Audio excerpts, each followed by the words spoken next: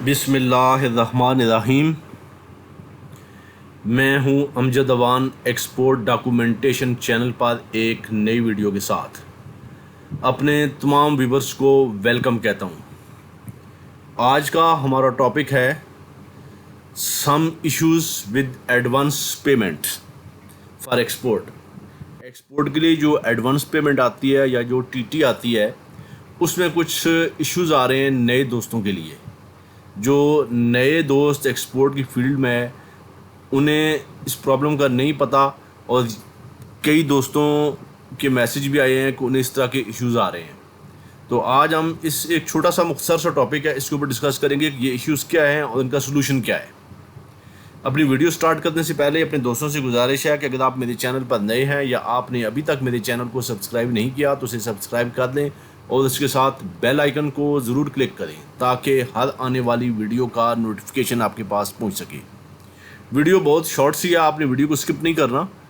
ये जो इश्यूज़ हैं इसके ऊपर हम डिस्कस करेंगे कि इश्यूज़ हैं क्या और इनका सोल्यूशन क्या है। अब वीडियो को स्टार्ट करते हैं।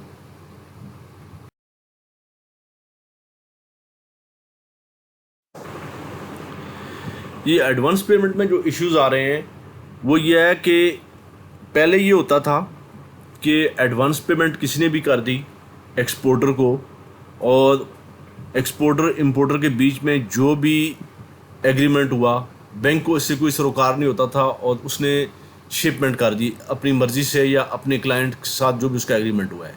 लेकिन अब ये प्रॉब्लम आ रही है कि आपकी पेमेंट जहाँ से आ रही है आपकी शिपमेंट भी वहीं जानी चाहिए। जैसे अगर दुबई से पेमेंट आ रही है तो शिपमेंट भी दुबई में ही जानी चाहिए, कहीं और आप ये शिपमेंट नहीं कर सकते।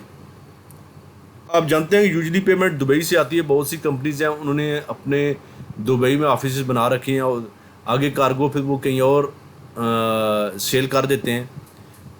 जिस तरह इंटरनेशनल ट्रेड में पहले मेरी एक वीडियो मौजूद है कि जो थर्ड कंट्री शिपमेंट, तो इस तरह बहुत से लोग हैं, जैसे पाकिस्तान से कोई एक्सपोर्ट करना चाह रहा है, इम्पोर्ट करना चाह रहा है, दुबई में बैठा हुआ है, पाकिस्तान से इंपोर्ट करके वो आगे साउथ अफ्रीका सेल करना चाहता है, तो वो शिपमेंट पाकिस्तान से साउथ अफ्रीका के लिए मंगा लेगा और पेमेंट वो दुबई से कर देगा। तो अब ये प्रॉब्लम है कि ये दुबई से पेमेंट आई है तो ये शिपमेंट भी दुबई में ही जानी चाहिए। इसी तरह अगर सिंगापुर से पेमेंट आई है तो शिपमेंट भी सिंगापुर में ही जानी चाहिए। ये नए एक्सपोर्टर ये प्रॉब्लम फेस कर रहे हैं, जो नए दोस्त आए हैं एक्सपोर्ट की फील्ड में।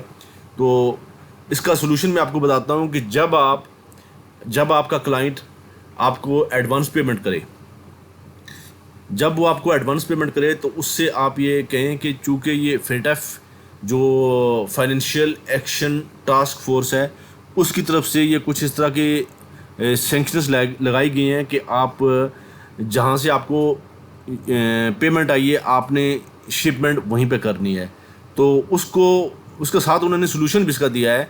आप ऐसा करें कि जो भी आपका क्लाइंट है वो एडवांस पेमेंट कर रहा है आपको, तो एडवांस पेमेंट करते वक्त जो टीटी है उसमें जो इंस्ट्रक्शन दी जाती हैं, बहुत से लोग इंस्ट्रक्शन देते हैं, बहुत से उसको ब्लैंक छोड़ देते हैं। तो इंस्ट्रक्शन में वो इस तरह की वर्डिंग मेंशन कर दे, जैसे ये कार्गो है, कार्गो जानी है यूके, तो उसमें लिख दीजिए cargo will be shift from Pakistan to United kingdom.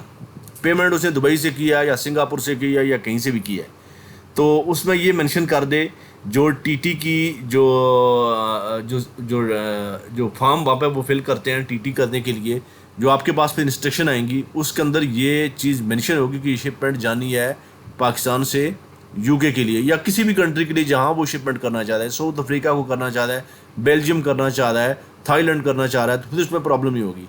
इसी तरह सिंगापुर से पेमेंट कर रहा है, कहीं से भी कोई पेमेंट कर रहा है, वो इंस्ट्रक्शन ज़रूर उसके अंदर दिए दे दे कि शिपमेंट कहाँ से जानी है और कहाँ तक जानी है, यानी पोर्ट ऑफ लोडिंग कौन सी होगी और पोर्ट ऑफ डिस्चार्ज कौन सी होगी।